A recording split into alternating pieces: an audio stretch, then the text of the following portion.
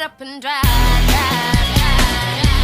Shut up and drive, drive, drive. Shut up and drive, drive, drive. Shut up and drive, drive, drive,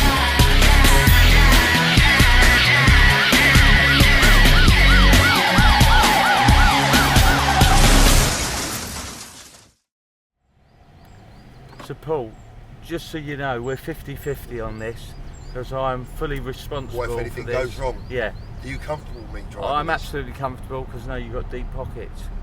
Beautiful, isn't it? It's beautiful, mate. Yeah, I've got deep pockets, Spencer, but I've got to tell you one thing. Go on. I haven't passed my test yet. What, you're still on a provisional? I've never had a licence in my life. Doesn't surprise me. So Paul, let me ask you, what's the biggest mistake you've ever made in business? In business? What would you say? Not that we like admitting our mistakes, yeah, but apart from working with you, mate, I'm not really sure. no, that's a pretty big mistake, I'd say. I don't know, really. I suppose the biggest mistakes I've ever made in business, really, is falling for the scams over the years. I mean, we've all fallen for them, Absolutely. let's be honest. Absolutely. I mean, you know, I rattle on about scams on my channel all the time, but only because I'm trying to help people avoid making the same mistakes that I've made in the past. Because and you know what you're doing, and been in business. Exactly. These people are goddamn clever, mate, and they're always coming up with a new angle.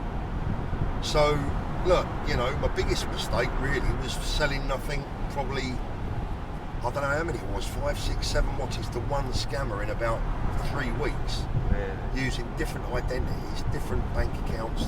Well, and you didn't get paid on it.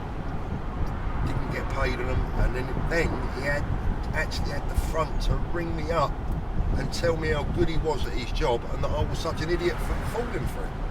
I mean, I've got to tell you, mate, that hurts your pride, that does. And you couldn't find him, nothing. No, mate, no. I mean, the thing is that, look, I ain't perfect, I ain't bulletproof, you know, we can all fall for this stuff. And this is going back a few years now, and this is when we could still, believe it or not, we were still taking credit card payments over the phone. Can you believe it? Can you imagine taking credit card payments over the phone for a watch these days? Yeah, no. But back then... But I remember, I had a very good friend of mine got caught on the gold scam. Do you remember that one? The gold scam? Where basically a Nigerian chap turned up having fine gold and showed a little bag with about 50 grams of fine gold. Remember the little pellets? Yeah. Yeah. So he said, look, we've got 3 kilo of this, and at the time it was big money. It was like 100 grand's worth. And he sold this story where he only wanted a 20,000 deposit in cash and the rest on a transfer. And this person I know met them. I hear about it. It's still done today. They met them in a hotel in central London. They've given them the sample of 50 grams. They've arranged to deliver 3 kilo. So the person's collecting 3 kilo, and literally in the hotel, they've got 20,000 in cash. They're going to collect the rest on a bank transfer the following day. So the scammers made out that he's trusting you. Yeah. Does that make sense? Yeah. And basically, you're in the hotel room and the fire alarm goes off. And there's just panic. And you look and the bag's gone, the money's gone, they've gone. That's it.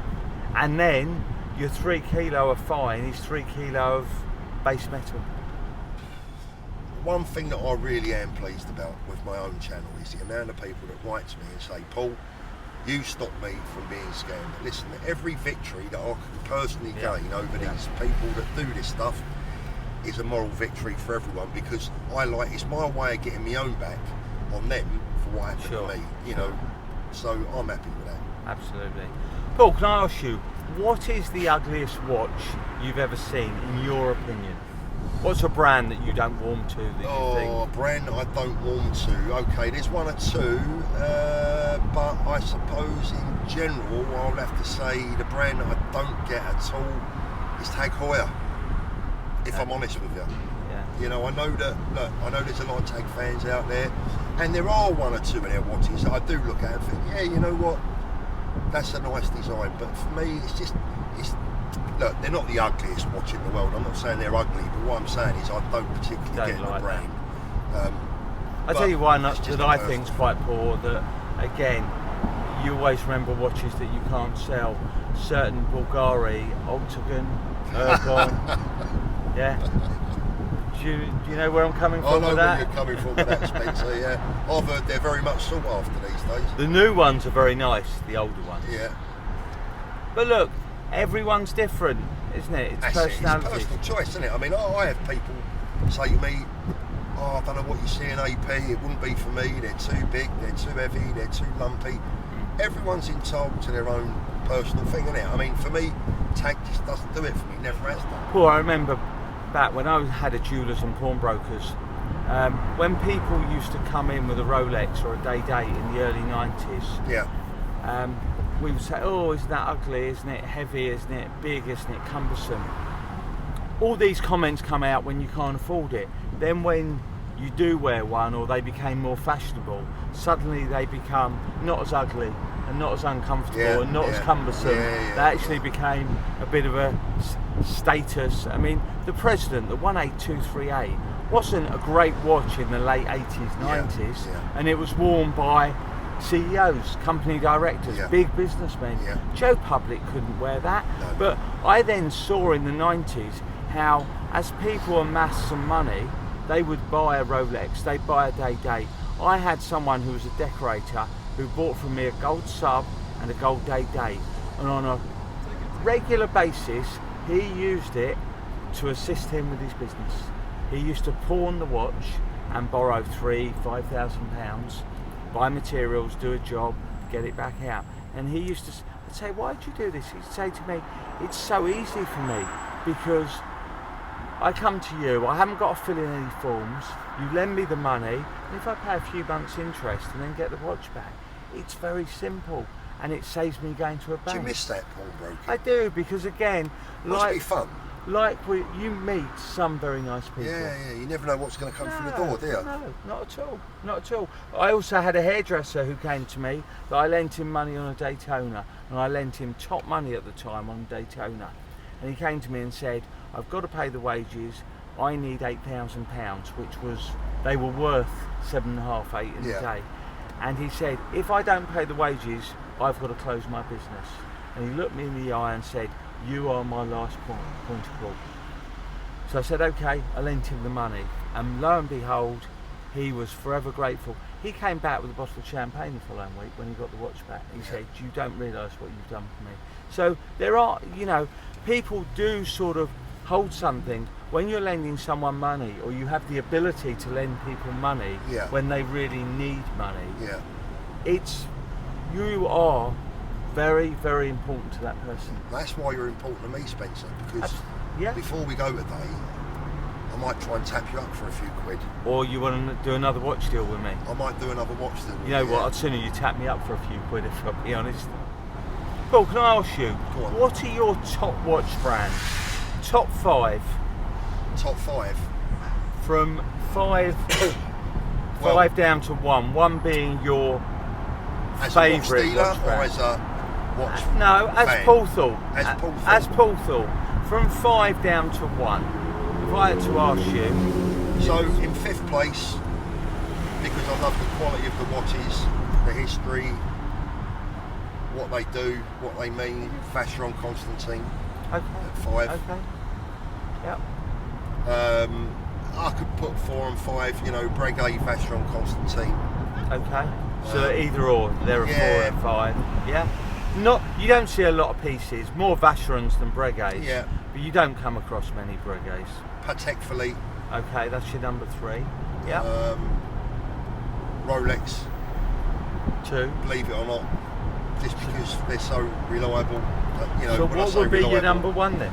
AP for me all day long. What AP are very good at, and I've had this with certain APs, when you send them back, they'll charge you an arm and a leg and take ages, but they're not afraid to do a movement swap. Yeah.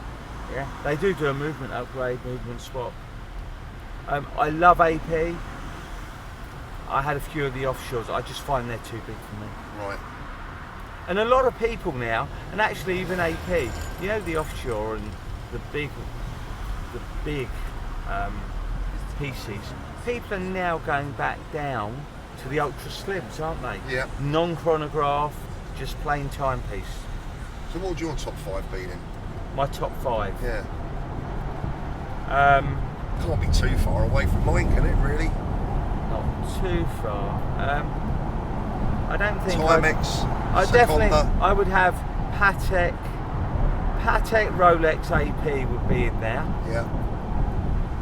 I think look, for me, Rolex has got to be my number 1. Yeah, without question, just because of that's the watch I'm handling all the time, and I just I get that, yeah. love the piece.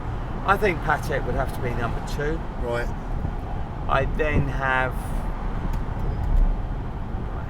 probably have Audemars. Rolex, Patek, AP. Audemars, Lang & Son. Yeah, do and you know what? I didn't think probably about that. IWC. Right, yeah, I get that as well. I mean, IWC is a real watch wearer's watch, and if I see anyone wearing an IWC, I always think he knows his watches. Amazing watches. Amazing watches. I think, you know, there are other brands as well. I mean, if you're talking about my personal favourites to maybe look at, you know, again, AP is my number 1, but, you know, I like some weird brands like Hisec. I like some of the Hisec watches. But they're really unusual, aren't they? There are some Jacob & Co watches now that they're making that are incredibly complicated. So, but the Jacob & Co, I mean, MB&F. Not one I know. The Jacob & Co is something is very difficult to price when buying pre-owned, because some of the price tags are just ridiculous. Yeah.